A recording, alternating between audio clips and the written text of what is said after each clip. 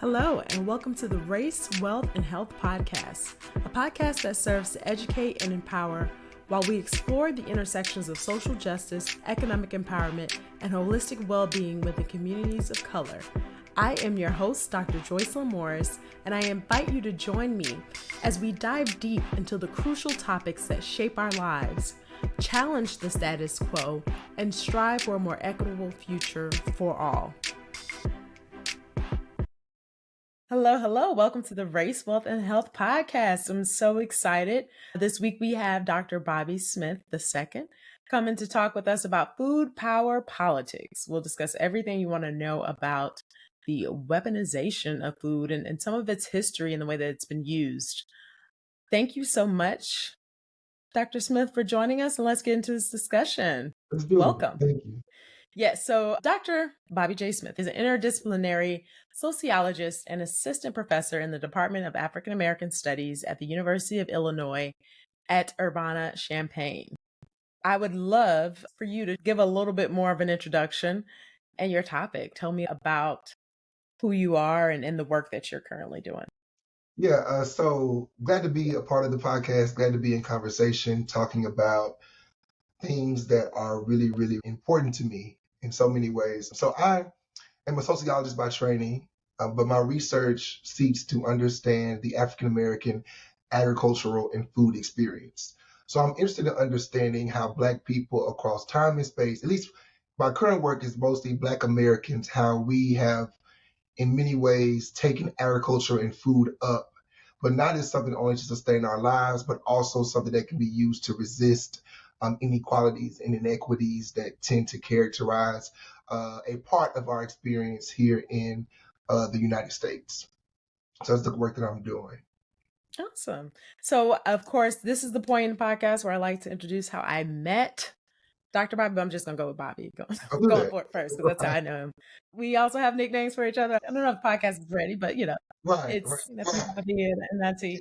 But Bobby and I met through a mutual friend, Alante Johnson, back when I was living in New York. And I want to say, I think we met, I can't remember, was it like a Thanksgiving? I think I hosted, at least that's when I remember us really getting to know each other. It was like Thanksgiving. I think I had cooked for whatever reason back in the days when I used to like to cook and had people over at you and Lante. And ever since then, we would hang out. Every time you'd come into the city, we'd hang out and have a good time. So just so excited, one, that we've been able to stay in touch, and was excited to reach out to you, of course, once I started my doctoral journey. And most importantly, I'm really excited about this book that you have that is releasing really soon. I pre-ordered. I'm just waiting on Amazon to send me my shipment. It's releasing August 29th, correct? Yes. 2 weeks from tomorrow. Awesome. Yes. Awesome. Yeah. Yep. Yes. The book, Food, Power, Politics, will be available soon, but you can go ahead and pre-order on Amazon. So tell me how you got into this work. I don't think a lot of people think about, I think when we think about food, we think about food as it relates to health and wellness and what we need to fuel our bodies, what we need to be healthy.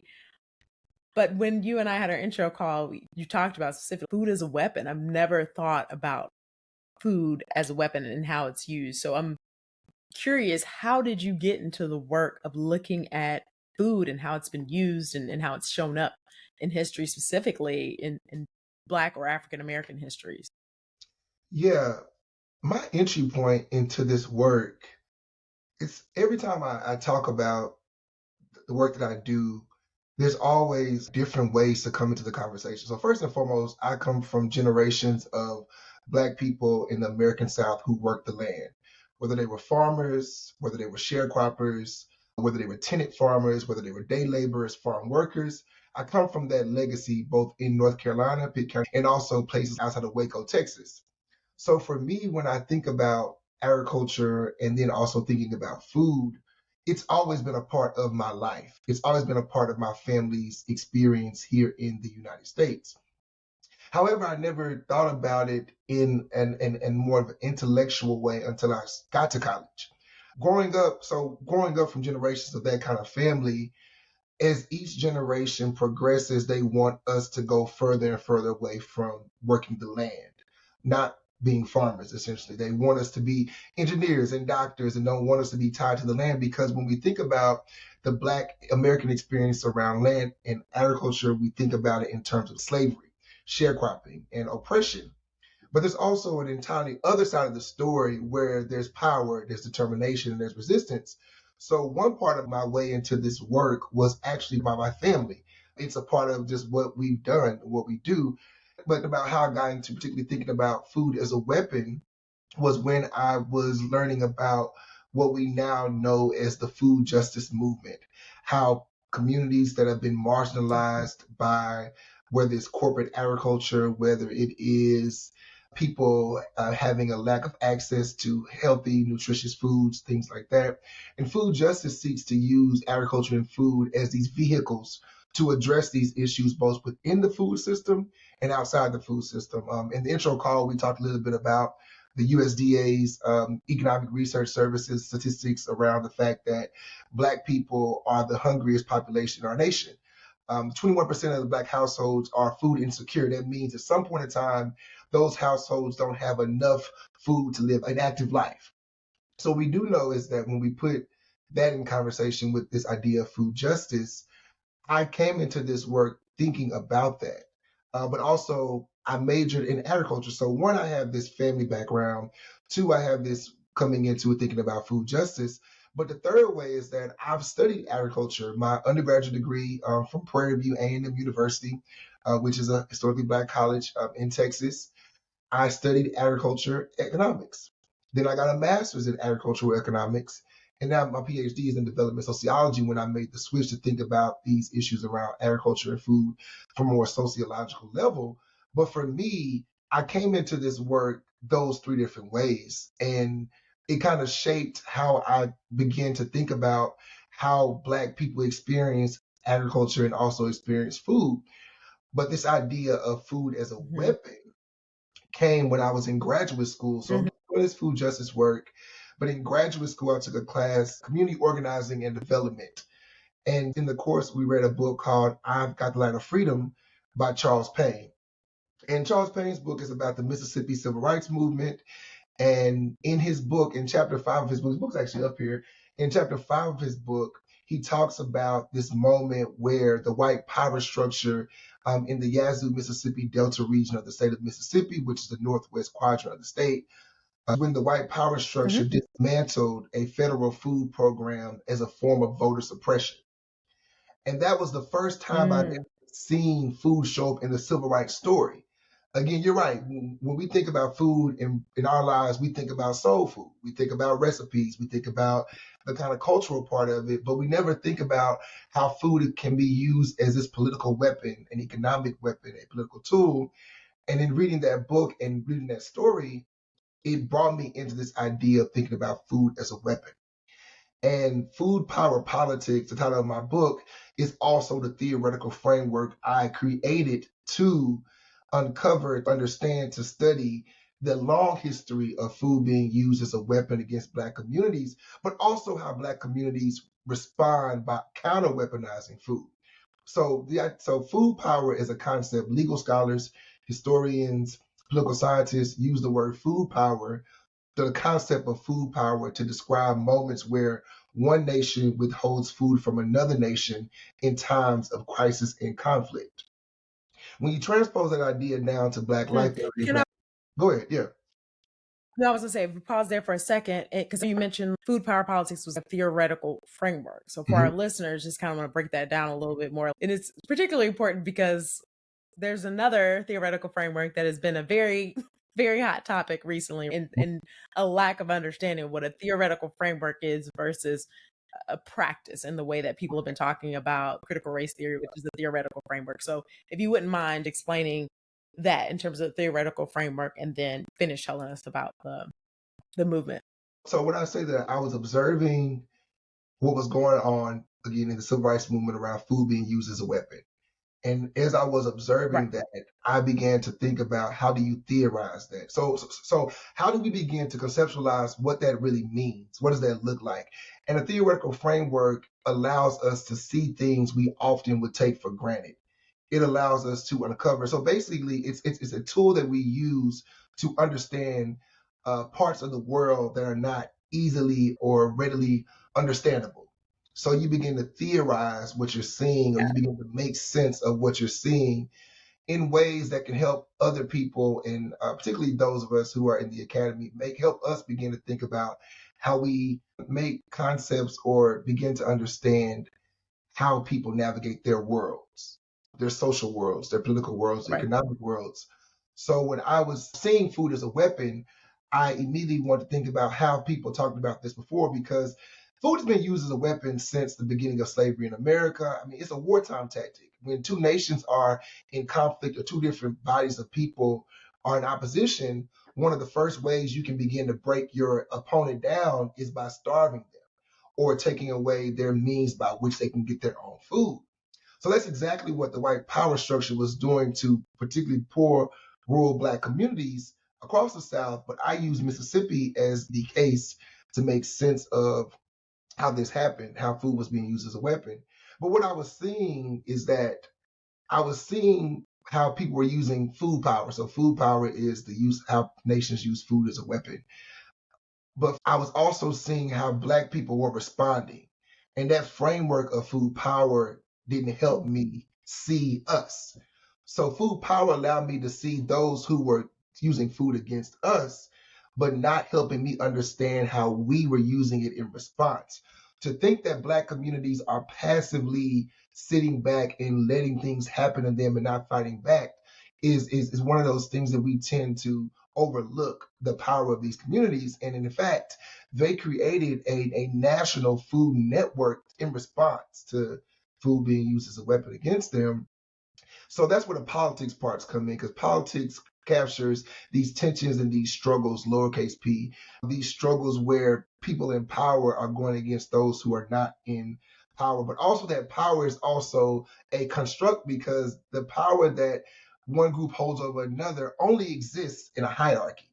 If the hierarchy or if this kind of way of living doesn't exist, then the power is not there. So I thought about this idea as food power politics, because I wanted to capture both how food is used as an oppressive tool, but also how it's used in emancipatory ways, how Black people can use it also to free themselves. Mm. And that's food power I love politics. that. I love the fact that you want to show the duality, as Yep. you mentioned, of the way that food has been used both against us, but also how our communities have Right. decided to fight back and say and Yeah. reclaim our own power, right, Right. in Right. this process. And so with that, yeah, tell us a little bit more about the book. So Food Power Politics, what should we expect? What should the readers expect when reading this book? It's so fresh. It's so interesting to talk about the book after all this time of writing it. So first, writing Food Power Politics was a labor of love, perseverance, and Hmm. discipline. It was something that I didn't know I was going to write it until I started writing it. And the book essentially ended up writing itself. And I'm leading it that way because when I think about how the book moves across time and space, and I work chronologically, so the chapters move like 1960s and then the 70s, so it moves chronologically. But when we think about Black life, nothing about our lives is linear. So while I'm writing it in a linear fashion, I'm moving from the experience of enslavement. I'm moving to Black Lives Matter. I'm talking about the civil rights movement, but I'm also talking about World War II. And there's a lot of movement going on. And so when people read the book, what I want people really to make sense of is I want to give them permission to tell these stories that we don't often tell. So my book is called Food Power Politics, and the subtitle is The Food Story of the Mississippi Civil Rights Movement. So I'm arguing that alongside voting rights and education, food was equally important. And when we put food at the center of the civil rights movement, what does that mean for all that we know about the movement? When we talk about civil rights, Rosa Parks, Dr. Martin Luther King Jr., we talk about Black Power, Malcolm X comes up, Fannie Hamer, all these names that people come up. But when we tell the stories, we still talk about the same type of issues over and over again. And that's important. And we should be talking about voting rights. We see what's going on with all this new levels of voter suppression, whether we're talking about Georgia or in Texas and other places like that. So I want us to rethink the civil rights movement and in rethinking it through the idea of food. How does it help us understand what we're seeing today around issues of food insecurity, issues of food access, food apartheid, or just all these terms that are being used? I want people Yeah. to begin to really think more critically about something we take for granted every single day. We don't think about food in this way Mm-hmm. because our relationship with food is different. If you and I wanted to literally do this podcast and eat over this podcast right now, I could DoorDash something to your house, or you could DoorDash like something to my house, and we would get food like that. But we don't think about the social life Right. of food and how there's this big web of power in politics and players and actors that get food from wherever they're creating it at to our hands or to our plates or to our tables and things like that. And for me, Mm-hmm. I want us to have a deeper conversation about food in our communities beyond the conversations we're having right now. Soul food is important. Those are important conversations to have. Mm-hmm. But when we begin to think about that people are intentionally keeping types of food from us, actively working against us, and they're doing Yeah. it in ways that we're not used to seeing it. We know about police violence. We know about the criminal justice system. We know about the education system and how inequality happens there. But what happens when Mm-hmm. inequality infiltrates your food system? And what happens because food is not Right. neutral. But I think that we've been conditioned to think that, oh, if I want something, I'm just going to go to the grocery store and get it, and that's it. Or if I don't have a grocery store in my neighborhood, it's not because my Mm-hmm. neighborhood is black. It's because the businesses can't make money there. But it's deeper than a question of not making money. And I want people to begin to really make broader connections around food and inequality. And the book does that. Now, in terms of thinking about how the book moves, each chapter shows food power politics from different angles. And I do it it's in a way where I started Got in it. the 60s and then I push us forward because I want us to also understand how Black communities are navigating this longer history of food power politics. Mm-hmm. Mm-hmm. I know from the book and reading the sample that this book is mostly archival, right? Mm-hmm. And you, when you and I talked, you talked about working on this over 3 years, right? In terms of Mm-hmm. doing, I think you said over 20 plus interviews over the course of 3 years and pulling all of the information about the civil rights, like all the ways that those things showed up. And so I'm curious to know, as you mentioned, the way that you've organized the book, what surprised you most about writing this book? So my favorite chapter of the book is Okay. actually chapter 2 of my book. And chapter 2, it recovers a story about a white grocery store company in Mississippi. And I'm arguing that this grocery store company used food as an economic weapon against Black communities through the food stamp program. So the chapter is about grocery stores, white grocery stores, it's about food stamps, and it's about activists. And what's interesting about this food stamp question is that when we think about food stamps, people think that food stamps were designed to feed people. That is not why food stamps were created only. Feeding people was a byproduct of the government and these interest groups making compromises, making decisions, making deals on ensuring that grocery stores would have outlets. I mean, grocery stores would be able to sustain themselves through food stamps because essentially when you use the food stamps at grocery stores, they get a subsidy. I break all that down in the book. This is not time for me to give a whole lecture about food stamps. What I'm saying is that what surprised me the most was that many times when we think about food stamps, we think about it from the political level. We think about the federal government. We think about welfare. We think about how these, welfare queens, if you will, in the 1970s are going in and getting food stamps and they're buying all these groceries and they're doing all these things. They're abusing food stamps. We always think about food stamps from whether the political level or from the community level, and we never think about where grocery stores play a role in this. Like, what is the role of a grocery store in a conversation about food stamps? And what surprised me the most is that one of the biggest lobbyists for food stamps were white grocery store owners in the South. They really wanted food stamps in poor rural Black communities. And when you think about government cheese, those kind of government food programs, in places where food stamps came into vogue or came into particular counties, they got rid of the federal food, government cheese, government peanut butter program, and they made everyone get food stamps. But in order to get food stamps, you had to also have a job. And there's so much going on around food stamps that what surprised me about it is that when you bring grocery stores into conversation, you uncover a longer history about how grocery stores came into our communities, but also what they're interested in. And again, what I found is that food stamps was not about feeding people. It was deeper than that. And in chapter 2, I really go to task about looking at how food stamps were the way that the white power structure was able to use food as an economic weapon against the poor rural Black community. And that surprised me the most because I was originally going to write about food stamps from the political level.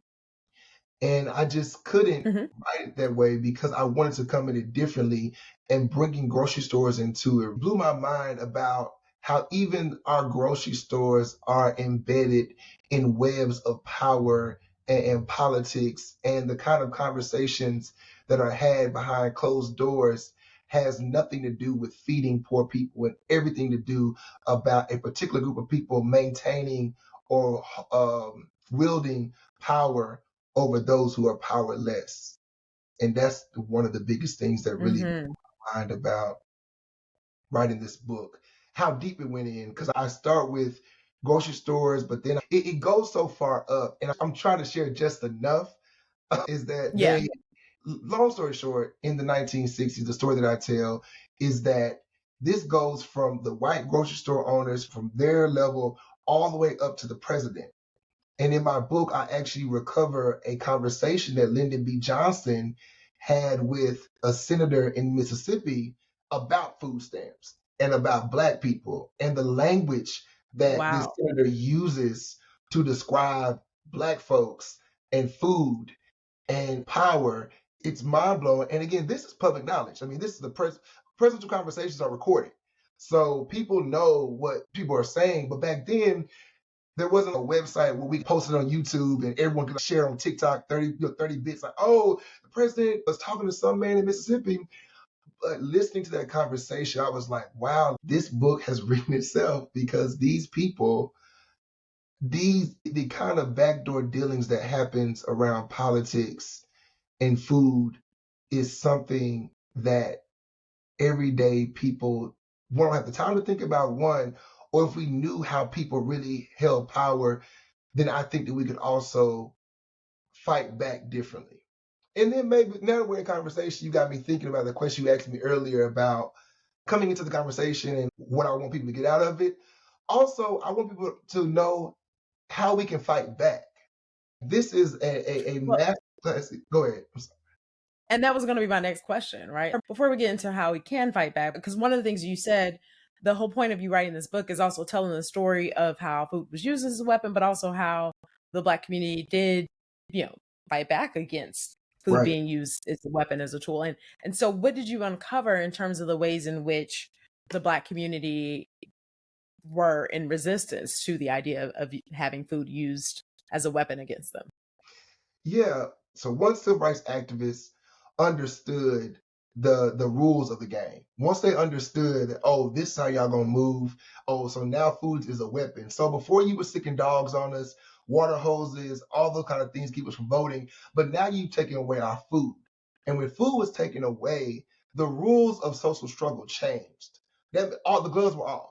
It's one thing to shoot at us, burn our buildings down. It's another thing to want to starve us to death. It's a slow death. It's a painful death. To be hungry at that level in a nation that prides itself on being a nation of abundance and plenty is disgusting, one. And two, it showed activists that these people won't stop until we're dead, period. They won't stop until we are no longer able to care for ourselves or we no longer exist. So, in response, what they ended up doing was they realized the only way that we'll ever be able to feed ourselves is that we have to control the terms and the means by which we access food. So in chapter 3 of the book, I talk about how one of those interventions or one of those mechanisms was the creation of a food cooperative, a farm cooperative. But it wasn't just a farm cooperative tied to land. They also created a network of grocery stores. It was a 12 community-based co-op in North Bolivar County, Mississippi, which is not too far from Clarksdale and Medford. They created a farm, but also a network of grocery stores in 12 Black communities, all located around each other. And I think that's so fascinating because they realize not only do we need to grow our own food, we also need to create our own outlets to sell the food. Because if we grow our own food, but we don't have any way to get it to the people, then we have to find ways to ensure that people can get their own food. But we want to control everything because they realized that when the federal food program was dismantled and they realized that we can't depend on the government to feed us. But then we're going to grocery stores and the grocery store owners are raising prices or they're trying to cheat us.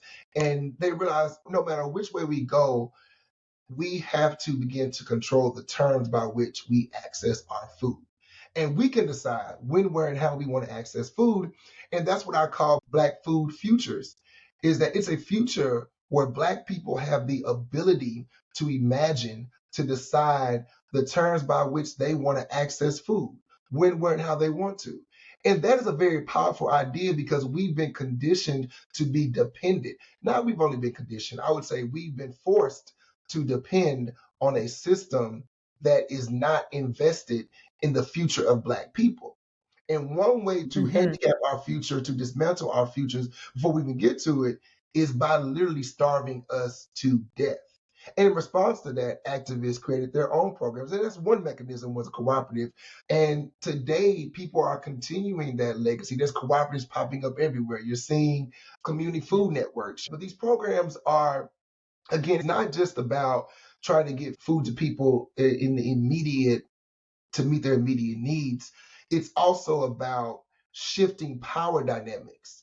And we're deciding as Black people that we're going to feed ourselves, we're going to take care of ourselves. And my book invites us to, one, have an archive of stories, of strategies that worked, but two, also it helps us understand what's working against us.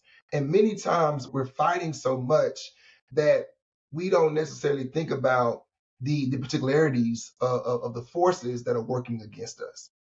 So for me, it's a matter of activists looking back and seeing what they did, but then also looking forward and how we could use that as a blueprint for our future.